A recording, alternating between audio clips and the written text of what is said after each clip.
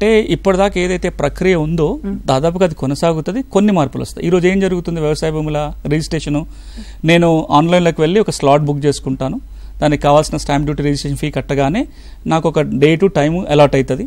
ఆ రోజు నేను తహసీల్దార్ ఆఫీస్ కనుక వెళ్తే ఒక రిజిస్ట్రేషన్ అక్కడ జరిగిపోతుంది, వెంటనే రికార్డుల మ్యూటేషన్ జరిగి నాకు కొత్త పాస్బుక్ వస్తుంది. ఇప్పుడు దాంట్లో 2 మార్పులు వస్తున్నాయి ఈ ప్రక్రియలో. ఒక మార్పు ఏంటంటే ఈ రోజున నాకు ఇష్టం వచ్చినాక నేను దస్తావేజు రాసుకుని పోయే స్వేచ్ఛ లేదు, ఉండాలి.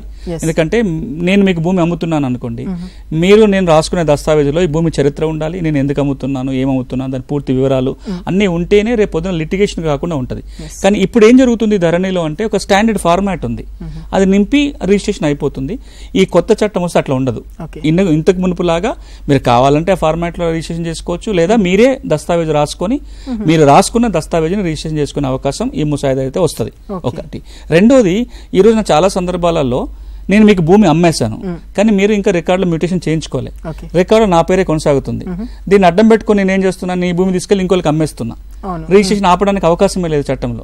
కానీ ఇప్పుడు కొత్త ముసాయిదా ఏమంటుందంటే రిజిస్ట్రేషన్ ఆపడానికి అవకాశం లేకపోయినా, అమ్మిన ఆయనకి హక్కు లేకపోయినా, మోసం జరిగిందనో ఇంకేదనో, ఇప్పుడు నేను మొత్తం డబ్బులే చెల్లించకుండా రిజిస్ట్రేషన్ చేసేసుకున్నా. ఇంతకు ముందు చెక్స్ అండ్ బ్యాలెన్సెస్ ఉండేది. రిజిస్ట్రేషన్ ఏమో సబ్ రిజిస్టర్ ఆఫీస్లో జరిగేది, మ్యూటేషన్ ఏమో తహసీల్దార్ కార్యాలయంలో జరిగేది, మధ్యలో గ్యాప్ ఉండేది.